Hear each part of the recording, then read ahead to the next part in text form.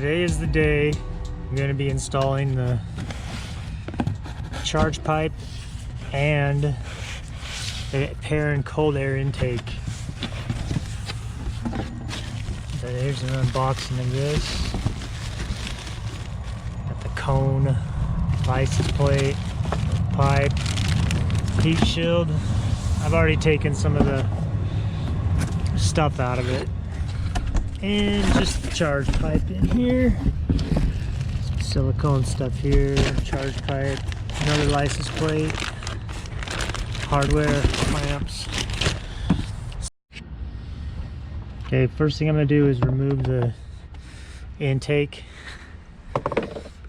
Then I'm going to take out the turbo inlet down there. I have the Perrin turbo inlet, and so the cold air intake will fit right into it. And then I'm going to take the charge pipe out, and I'm going to reinstall them in that opposite order. Put the charge pipe in, inlet, and then the intake. I think that's the best route to go. So if you get the charge pipe, you might as well try to get like an intake, charge pipe, and inlet if you're going to do that all at once, so you can, because you're going to be in this area and you're going to have to mess with them, or at least, you know, like, it's easier to get them all out of the way at once than it is to go back and, you know, like what I'm doing. But at least I'll get a chance to make sure that I don't have any like leaks, and that all my clamps are good on my inlet, on my turbo inlet. So that's not a bad thing either. Take the pretty easy bolts that you can see off, you know, to get the airbox out of that one. These two. These, a little tiny 8mm comes in handy too for trying to reach around and get this stuff undone.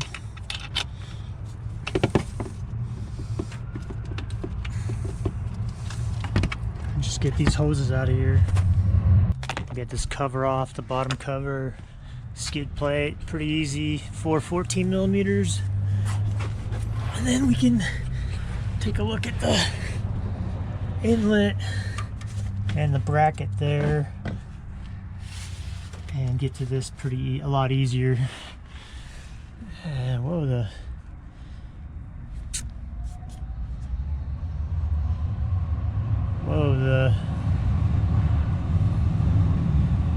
it's turning purple.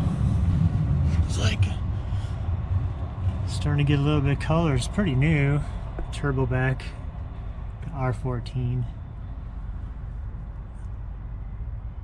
Fumoto. These header bolts actually look pretty clean, to be honest with you. I think this wouldn't be too hard. I mean, you do gotta take the turbo out, but anyway, I'm gonna work on getting these hoses off and this inlet out of here, and start getting to the bypass valve and the charge pipe. Got the Boomba in there.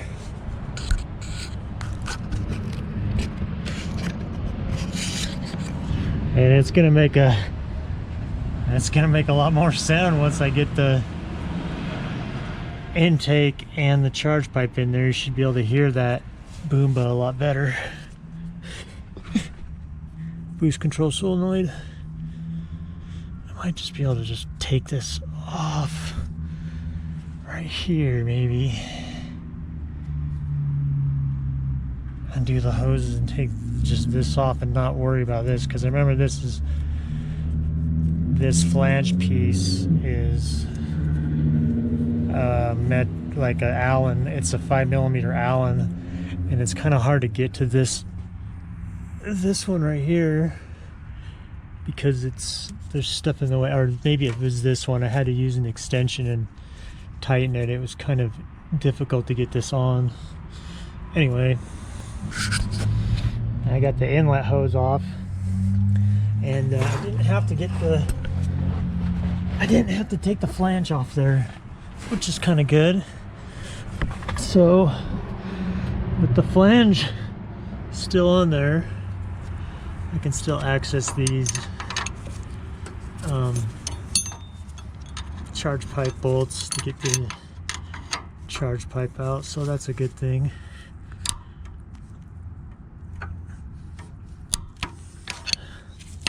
They're not in there super hard. I broke them loose pretty easy. It's this little, my dual-sided, my nice dual-sided. Just pull this up off of, pull the charge pipe up off of this, and we can kind of, I think I can just work it, kind of work it out with the bypass valve on there. Yeah, it's not too bad. It's just coming right out. Just kind of work on it. There she goes.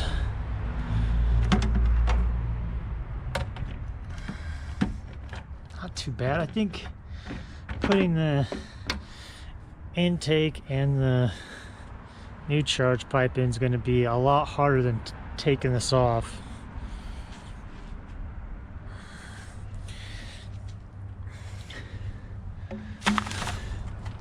This is why you want to get a catch can, because look at from the PCV valve, like some oil stuff's got in the inlet where the oil goes back into it, so it's not very good for the turbo or your engine. And this connects into here, as with the Perrin picture. The bypass valve and charge pipe go into here, and you kind of want to do all this. It says to kind of do it all at once, but I'm going to clean this crud out of my inlet before I put it on. Okay, I got that. I'll get this bypass valve into the inlet. Come on.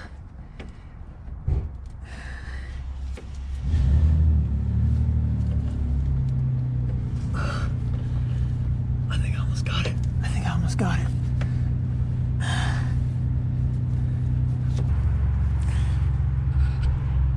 I think I got it pretty close. I gotta I'll mess with it a little bit more and try to get everything on there better.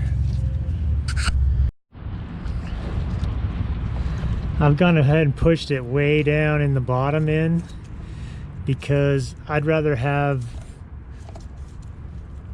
it come off on the top than on the bottom. What the heck is going on with this sump restrictor hose?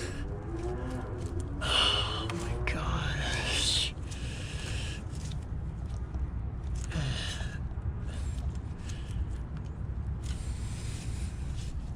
I guess that's fine.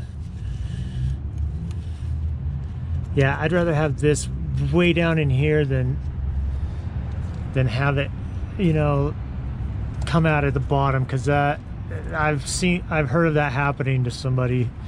Last Human's Garage had that, his come out of here, so I really got it seated really well in here. I'm going to tighten this first, and then I'm going to go up to the top, and I think the top I don't need. It seems like I got enough on the top too. I'm like way into here, so it is hitting this radiator hose. I don't even really care. This is good enough how this is routed. I do need to fix this sump pump restrictor a little bit here. I need to get a longer hose so I can clamp it, but it's tight and I mean, it's working, but it's almost there. Perrin Charge pipe install. I'm going to work on this intake, and then I'm going to tighten up the inlet into the intake and get, so far this is really good fitment. I still need to get the boost control solenoid put in and tighten up this. I want to kind of get them together to where the intake and everything perfectly, the fitment's perfect, so that's what I'm going to try to do, kind of get it together. Yeah, it's pretty sweet how that just goes the intake just goes right into the inlet. You don't have to cut it or anything. It seems to be fitting perfectly. I haven't got everything together yet, but everything's like really good, like really tight. All this is just really tight and just so much better than like the stock. I mean, it's just such high quality parts that aren't gonna wear out, and they hold boost, you know. They're designed so much better. And that charge pipe just looks so good. It'll look a lot better with the aftermarket intercooler. I'm waiting until the car's paid off. First, I am going to get a new top mount, but I'm waiting because I want to get the intake manifold that goes to a front mount. The BRZ one, I can route the charge pipe, or not the charge pipe, the intake right into the front. Because on the other, like the EJs, it goes all, I don't know why they did this, it goes all the way around to the back, but you can route it so it just goes straight in and you get more power, quicker spool, you know. All right, got everything installed. No issues whatsoever. Everything went on fine. Fitment's perfect.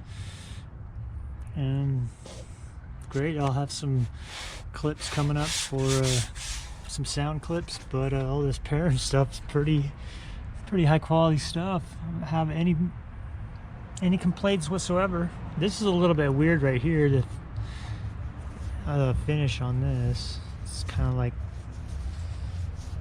I don't know what it is, something embedded in there, but everything's good. I just need to clean her up a little bit, clean the engine and put my negative back on and reset the stage 2 tune, and good to go. Everything's solid, perfect. Turned out great.